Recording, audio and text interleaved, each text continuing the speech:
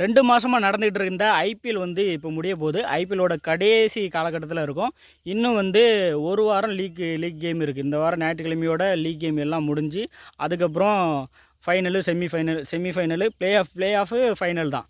ஆனால் இந்த ஐபிஎல் முடியக்கூடிய கடைசி நேரத்தில் சென்னை ரசிகர்கள்லாம் ரொம்ப வருத்தமாக இருக்கிறாங்க. திரும்ப ஆர்சிபி ரசிகர்கள் ரொம்ப குதூகலத்தில் வந்து துள்ளி குதிச்சிட்டு இருக்காங்க.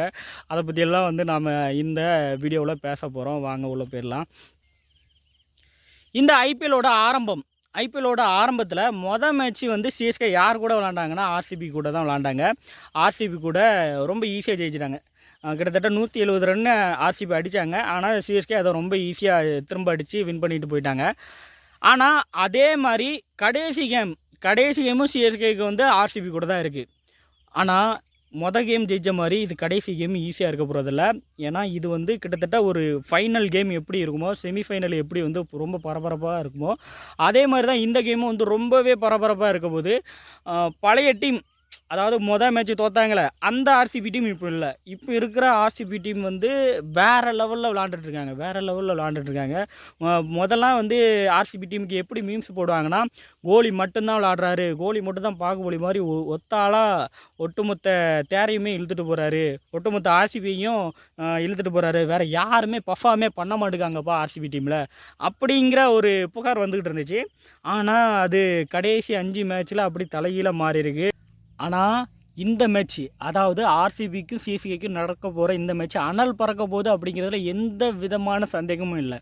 காரணம், ஆர்சிபி டீமு 6 மேட்ச்சு தொடர்ச்சியாக தோற்றதுக்கப்புறம் இப்போ 5 மேட்ச்சு தொடர்ச்சியாக வின் பண்ணிவிட்டு 6வது மேட்ச்சு ஜெயிக்கிறதுக்கு சிஎஸ்கே கூட விளாட போகிறாங்க. வெறித்தனமாக விளாண்டுட்ருக்காங்க. வெறித்தனத்தோட உச்சத்தில் விளாண்டுருக்காங்க. ஆர்சிபி கோலி மட்டும் இல்லை, பவுலர்ஸும் வந்து பர்ஃபார்ம் பண்ண வேண்டியிருக்காங்க. வில் ஜாக்ஸ் அடிக்கிறாரு, க்ரீன் அடிக்கிறாரு, லோக்கல் பிளேயர் பட்டிதார் அடிக்கிறாரு, எல்லாரும் சீராஜ் வந்து வேறு லெவலில் பவுலிங்கும் போடுறாரு. ஆர்சிபி வேறு லெவலில் விளாடுது. வேறு லெவல் கேமாக இருக்க போது. 18ஆம் தேதி சனிக்கிழமை மறக்காமல் பாருங்கள். நம்ம கிங் கோலியோட பர்ஃபார்மன்ஸு கண்டிப்பாக இந்த மேட்ச்சில் வந்து இருக்க தான் போகுது. கடைசி 5 மேட்ச்சில் என்ன நடந்திருக்குன்னா, ஒரு கிட்டத்தட்ட ஆர்சிபி பவுலர்ஸ் வந்து எப்போதுமே வந்து ரொம்ப மோசமாக தான் இருப்பாங்க. ஆனால் திடீர்னு அவங்களுக்குள்ள ஒரு சக்தி வந்திருக்கு. வந்து அவங்க வந்து வேறு மாதிரி பர்ஃபார்ம் பண்ணிட்டுருக்காங்க. எங்களுக்குள்ள அது வந்துருச்சு. என்ன வந்துருச்சு? எங்களுக்குள்ள ஷாவ்லின் சக்தி வந்துடுச்சு. அவனுக்கு ஆனவனுக்கு நாங்க கொடுக்க போற பரிசு அந்த நேரத்துலாம் கேம் அரண்டு போயிட்டான். இன்னும் 140 ரன்னில் வந்து ஆர்சிபி பவுலர்ஸ் வந்து டெல்லி டீமை சுருட்டி போட்டாங்க. ஆளாளுக்கு ஆர்சிபி பவுலரு ஒவ்வொருத்தனும் 2 விக்கெட் எடுக்கிறான். 140 ரன்னில் டெல்லி டீமை அடித்து போட்டாங்க. 47 ரன் வித்தியாசத்தில் செஞ்சுட்டாங்க. என்ன நடந்துச்சுன்னே தெரியல. ஆனால் ஆர்சிபி வின் பண்ணிருச்சு. ஆனால் அந்த ஆர்சிபி டீமு அதே டெல்லி டீம் கூட விளாண்ட மாதிரி சென்னை கூடயும் விளாடுறாங்கன்னு வச்சுக்கோங்களேன். என்ன நிலமாகும் பாருங்கள். ஆனால் வந்து விளாடணும், அதே பர்ஃபார்மன்ஸ் வந்து சென்னை கூடயும் பண்ணணும். சென்னை வந்து தோக்கணும். சென்னை தோற்று ஆர்சிபி வின் பண்ணணும். அதுதான் வந்து நாட்டுக்கு நல்லது. என்ன ஏன் நாட்டுக்கு நல்லது, தமிழ்நாட்டுக்கும் நல்லது, இந்திய நாட்டுக்குமே நல்லது. காரணம் என்னென்னு சொல்கிறேன் கேளுங்க. தமிழ்நாட்டுக்கு எதுக்கு நல்லதுன்னா, சென்னை டீமில் இது வரைக்கும் தமிழ் பிளேயர் ஒருத்தங்க கூட இல்லை. அது பேருக்கு தான் சென்னை சூப்பர் கிங்ஸ்னு பேர் வச்சுருந்தாலும் அது வந்து சென்னை சூப்பர் கிங்ஸே கிடையாது. ஒரு டூப்ளிகேட் சென்னை சூப்பர் கிங்ஸாக தான் இது வரைக்கும் இந்த சென்னை சூப்பர் கடைசி 2 வருஷமாக செயல்பட்டுருக்கு. 2 வருஷத்தில் ஒரே ஒரு தமிழன் கூட டீம் ஸ்குவாடில் கிடையாது. அதாவது சென்னை டீமில் 25 பிளேயர்ஸுங்க. 25 பிளேயர்ஸை ஏலம் எடுத்திருக்கானோ 2 வருஷமாக. இந்த 25 பிளேயரில் ஒருத்தன் கூட தமிழன் வந்து இவனுக்கு சிக்கவே இல்லை. அது வந்து அதனால் வந்து சிஎஸ்கே தோக்கணும். அதனால் சிஎஸ்கே தோற்றா தமிழ்நாட்டுக்கு நல்லதுன்னு சொல்கிறேன். இந்திய நாட்டுக்கு எதுக்கு நல்லது அப்படின்னு வந்து சொல்கிறேன் பாருங்கள். இப்போ இருக்க சென்னை சூப்பர் கிங்ஸ், இந்த சென்னை சூப்பர் கிங்ஸில் இந்தியன் வேர்ல்டு கப் டீமுக்கு செலக்ட் பண்ணியிருக்காங்களா, அதில் வந்து யாருமே இல்லை. இந்தியன் வேர்ல்டு கப் டீமில் செலக்ட் பண்ண தூபே மட்டும்தான் இருக்கான். வேறு எந்த பிளேயருமே வந்து செலக்ட் ஆகலை இந்தியன் ஸ்குவாடில். அப்படி இருக்க சென்னை சூப்பர் கிங்ஸ் ஜெயித்தாலும் தோற்றாலும் அது இந்திய டீமுக்கு வந்து எந்த அளவுலையும் பயன்பட போகிறதே கிடையாது. ஏன்னா டோனி வந்து அவர் ஐபிஎல் மட்டும் தான் விளையாடுவார். இன்டர்நேஷ்னலில் ஓய்வு பெற்றார். ஐபிஎல் 2 வருஷத்துக்கு முன்னாடியே ஓய்வு பெற்றாலும் ஐபிஎல்லில் காசு கொடுக்குறாங்க அப்படிங்கிறதுக்காக டோனி நல்லா விளாடுறாரு. அடுத்த வருஷமும் அவர் விளாடுவார் அப்படிங்கிற நம்பிக்கை எனக்கு இருக்குது. அதனால் சென்னை சூப்பர் கிங்ஸ் கண்டிப்பாக தோக்கணும் அப்படிங்கிறது என்னோட ஆசை. இன்னொன்று ஆர்சிபி ஜெயிச்சா அது இந்திய டீமுக்கு நல்லது. காரணம் என்னன்னா கோலி ஒன் மேன் ஆர்மி இல்லை, த மெயின் பர்ஃபார்மர், ஆட்ட நாயகன் அப்படிங்கிறது இந்திய டீமை பொறுத்த வரைக்கும் அது விராட் கோலி தான். விராட் கோலி அடிச்சுக்க ஆளே கிடையாது.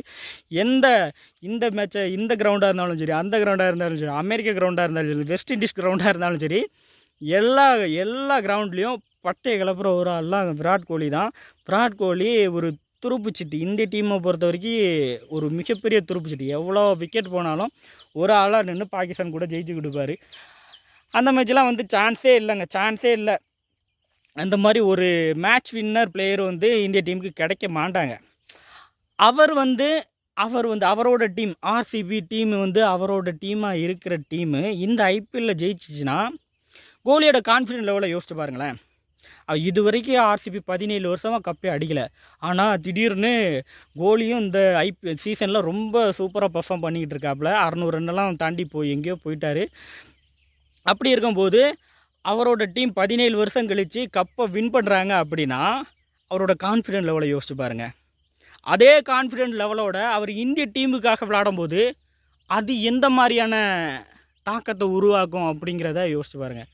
அதுதான் முக்கியமாக வேணும். அது வேணும் கண்டிப்பாக. அதனால் ஆர்சிபி ஜெயிக்கணும். ஆர்சிபி ஜெயிச்சா தான் இந்திய டீமுக்கு நல்லது. அதனால் எல்லோரும் தயவு செய்து சிஎஸ்கேயை சப்போர்ட் பண்ணுறதை நிப்பாட்டிட்டு ஆர்சிபிக்கு சப்போர்ட் பண்ணுங்களா. அடுத்த மேட்ச்சுக்கு ஆர்சிபி ஜெயிக்கணும், ஆர்சிபி சப்போர்ட் பண்ணுங்கள். இன்னொரு காரணமும் ஆர்சிபி நீங்கள் சப்போர்ட் பண்ணுறதுக்கு இன்னொரு காரணமும் இருக்குது. தினேஷ் கார்த்திக்னு ஒரு தமிழன் இருக்கிறான். இங்கே நிறைய பேர் சொல்கிறேன் தோனிக்கு கடைசி ஐபிஎல் இதே டைலாக் தான் போன வருஷமும் விட்டுக்கிட்டு இருந்தீங்க. கடைசி ஐபிஎல் இதே டைலாக் அடுத்த வருஷமும் நீங்கள் சொல்லுவீங்க, அது தெரியும். இதுதான் டோனியோட கடைசி ஐபிஎல் சொல்லிக்கிட்டே இருங்க போட்டோம். ஆனால் அந்த மனுஷன் தினேஷ் கார்த்திக்னு ஒரு ஆள் கண்டிப்பாக இந்த ஐபிஎல் கப்பை ஜெயிக்கணும். காரணம் என்னென்னா அவரும் டோனி கூட 5 கப்பு ஜெயிச்சிருக்காங்க. தினேஷ் கார்த்திக் எத்தனை கப்பு ஜெயிச்சிருக்காருன்னு தெரியல. அவர் எனக்கு தெரிஞ்சு ஜெயிக்கலை. அவர் ஜெயிச்சிருக்காரு தம்பி. இந்த டீமில் இருக்கும்போது அவர் கப்பு ஜெயிச்சிருக்காருன்னா நீங்கள் கமெண்ட் போட்டு விடுங்க, பார்த்துக்கிட்றேன். ஆனால் அவர் டோனியால் ரொம்ப அதிகமாக பாதிக்கப்பட்ட ஒரு ஆளுனா அது தினேஷ் கார்த்திக் தான். காரணம் என்னென்னா விக்கெட் கீப்பர், இந்திய டீமுக்கு விக்கெட் கீப்பர் பேட்ஸ்மேன் வேணும் அப்படின்னு தேடும்போது அங்கே இருந்த ஆள் டோனியை தவிர்த்தா தினேஷ் கார்த்திக் இங்கே தமிழ்நாட்டில் ரொம்ப பவர்ஃபுல்லாக இருக்கார். ரொம்ப அருமையான பேட்ஸ்மேன். ஆனால் டோனி இருக்கார் அப்படிங்கிற ஒரே காரணத்துக்காக ஒவ்வொரு தடவையும் வாய்ப்பு மறுக்கப்பட்டு டோனியால் மிக மிக பாதிக்கப்பட்ட நபர்களில் ஒரு முக்கியமான ஆள். அவர் இந்த ஐபிஎல் விளாண்டுட்டு அவருக்கும் அந்த ஐபிஎல் கப்பு கிடச்சிச்சின்னா அவரோட கடைசி ஐபிஎல்லும் இதுதான். கடைசி ஐபிஎல்லில் தினேஷ் கார்த்திக் கப் அடித்தா அது நமக்கும் நல்லது, தினேஷ் கார்த்திக் நல்லது, தமிழனா அவருக்கும் மகிழ்ச்சி, இந்திய அணிக்கும் நல்லது. என்னதான் இந்திய அணிக்கே அவர் எவ்வளோ போராடினாலும் ஐபிஎல்லில் என்னெல்லாம் பர்ஃபார்ம் பண்ணாலும் பெரிய அளவில் இந்திய அணிலையும் வாய்ப்பு மறுக்கப்பட்டு இருக்கக்கூடிய அவருக்கு அந்த ஐபிஎல் கப்பு அப்படிங்கிறது மிகப்பெரிய மகிழ்ச்சியை கொடுக்கும், மிகப்பெரிய ஆறுதலை கொடுக்கும். என்னதான் ஒரு மனுஷன் அவ்வளோ கஷ்டப்பட்டு விளாண்டு ஒரு கப்பு ஜெயிக்கக்கூடிய டீமில் கூட இல்லை அப்படிங்கும்போது அது மிகப்பெரிய வருத்தம் தான். அவருக்காக ஆர்சிபி கண்டிப்பாக கப்பு ஜெயிக்கணும். விராட் கோலிக்காக ஜெயிக்கணும், அவருக்காக ஜெயிக்கணும். சிராஜ் வேர்ல்டு கப்பு ஸ்குவாடில் இருக்காப்புல, அவருக்காக ஆர்சிபி ஜெயிக்கணும். இத்தனை காரணங்களும் இருக்குங்க. ஆர்சிபி கண்டிப்பாக ஜெயிக்கணும். ஆர்சிபி தான் ஜெயிக்க போகுது. பார்த்தீங்கல்ல போன மேட்ச் 47 ரன் வித்தியாசத்தில் டெல்லியை ஜெயித்த டீமு ஆர்சிபி. சிஎஸ்கேலையும் ஜெயிக்க போகுது. சிஎஸ்கேக்கு ஜெயிக்கணும்னு அவசியமே இல்லை. சிஎஸ்கேக்கு ஜெயிச்சா கூட சந்தோஷப்பட மாட்டாங்க. சிஎஸ்கே ஃபேன்ஸை பொறுத்து சிஎஸ்கே ஜெயிச்சா சந்தோஷப்பட மாட்டாங்க. ஆனால் டோனி 6 அடிக்கணும். டோனி 6 அடித்தா மட்டும் போதுமே தவிர சிஎஸ்கே ஜெயிக்கணுங்கிற அவசியமே இல்லை. ருத்ராஜோட 98 போயிடுச்சு, பரவாயில்ல. பட் டோனி என்ட்ரி 5 ரன் 2 பால்ல அது போதுங்க. சிங்கம் எல்லா மேட்சும் இந்த மாதிரி நடந்து அதுதான் போன மேட்ச்சில் நடந்துச்சு. போன மேட்ச்சுக்கு முந்தின மேட்ச் பார்த்திங்கன்னா சிஎஸ்கேவால் குஜராத் டைட்டன்ஸை ஜெயிக்க முடியல. அவனை 230 ரன்னு, இவன் வந்து 200 ரன்னு தான் அடிக்க முடிஞ்சிச்சு. இருந்தாலும் அந்த மேட்சோட எண்டிங் வந்து சிஎஸ்கே ரசிகர்களை மிகப்பெரிய அளவில் உற்சாகப்படுத்திச்சு. காரணம் என்னன்னா, டோனி 6 அடித்தார். இப்ப டெல்லி கேபிட்டல்ஸ் 20 ரன் வித்தியாசத்துல வெற்றி பெற்றிருக்காங்க. அதெல்லாம் கவலையே கிடையாது. என்னங்க எனக்கு ஒண்ணுமே புரியல. அதுதானப்பா எனக்கும் புரியல. இப்ப டெல்லி கேபிட்டல்ஸ் 20 ரன் வித்தியாசத்துல வெற்றி பெற்றிருக்காங்க. அதெல்லாம் கவலையே கிடையாது. என்னங்க எனக்கு ஒண்ணுமே புரியல. கடைசி பால் டோனி 6 அடிச்சிட்டாரு அப்படிங்கிறதுக்காக சிஎஸ்கே போய் அப்படியே ஆற வரிச்சு கிரவுண்டையே தெரிய விட்டாங்க. காரணம் என்னென்னா, சிஎஸ்கே தோத்தாலும் டோனி வந்து 6 அடிச்சிட்டாரு. ஆக மொத்தம் டோனி 6 அடித்தா மட்டும் போதும், சிஎஸ்கே ஜெயிக்க வேண்டாம் அப்படிங்கிறது தான் அனைவரின் விருப்பம். சிஎஸ்கே ரசிகர்களோட விருப்பமே அதுதான். போன மேட்ச் ராஜஸ்தான் கூட நடந்த கடைசி மேட்ச்சில் சிஎஸ்கே ஜெயித்தாலும் சிஎஸ்கே ரசிகர்கள் இதயம் சுக்குநூறாக உடஞ்சி போச்சு. சிஎஸ்கே ஜெயிச்சதுனால அவங்க வந்து ரொம்ப வருத்தப்பட்டாங்க. காரணம் என்னென்னா, அந்த மேட்ச்சில் ஆர்ஆர் கூட 140 ஸ்கோர் தான், 140 ரன் தான் அடிக்க வேண்டியது இருந்துச்சு. தோனியை இறங்க விடாமையே வந்து சிஎஸ்கே டீம் வந்து அதை சேஸ் பண்ணிருச்சு. இதனால் வந்து ரசிகர்கள் மிகப்பெரிய ஏமாற்றத்தின் உச்சிக்கு போயிட்டாங்க. விரக்தியின் உச்சிக்கு போய் தற்கொலை கூட யாராவது பண்ணி இருந்திருக்கலாம். யாருக்கு தெரியும்? வீட்டில் போய் டோனியை பார்க்க முடியாது, தலை தரிசனம் கிடைக்கல அப்படிங்கிறதுக்காக எவனாவது செத்தாலும் செத்து போயிருப்பானுவேன் கிறுக்கு போயில. அந்த மாதிரி ஒரு நிலவரம். அதாவது சிஎஸ்கே ஜெயித்தாலும் ரசிகர்கள் வந்து விரக்தியின் உச்சிக்கு போகிறாங்க. காரணம் என்னென்னா, தலை தரிசனம் கிடைக்கல, தலை கடைசி வரைக்கும் இறங்காமையே உள்ளே வந்து படம் ஓட்டிகிட்டு இருந்தார். இதனால் வந்து சிஎஸ்கே ஜெயிக்கணும்னு அவசியம் கிடையாது. டோனி 6 அடித்தா போதும். அதனால் கடைசி ஆர்சிபி மேட்ச்சில் டோனி வந்து சீக்கிரமாக இறங்கி 1 டவுன்லேயும் 2 டவுன்லேயும் இறங்கி 2-3 6 அடிச்சுட்டு அவர் பாட்டுக்கு அவுட் ஆகிட்டாருன்னா போதும்.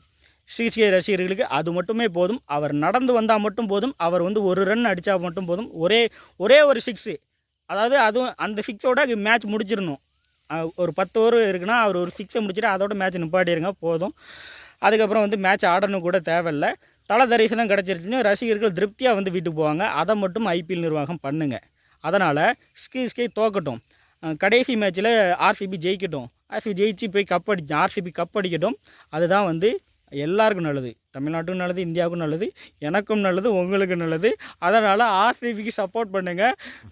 சிஎஸ்கே டீமுக்கு வந்து சப்போர்ட் பண்ணாதீங்க. சிஎஸ்கே டீமில் தேவையில்லை. அது நாட்டுக்கே ஒரு தீமையான ஒரு தமிழ்நாட்டுக்கு 5 பைசாவுக்கு பிரயோஜனம் இல்லாத டீமு சிஎஸ்கே இருந்தால் என்ன, நாசமாக போனால் என்ன. சிஎஸ்கே சப்போர்ட் பண்ணாதீங்க. லாஸ்ட் மேட்ச் வந்து ஈசலா கப் நம்ம எல்லாரும் வந்து சொல்லக்கூடிய ஒரு விஷயம். ஈசலா கப் நம்து அப்படின்னு வந்து சொல்லணும். ஓகே, ஃபர்ஸ்ட் மேட்ச் தான் பரவாயில்ல, நெக்ஸ்ட் மேட்ச் ஜெயிச்சுப்போம்.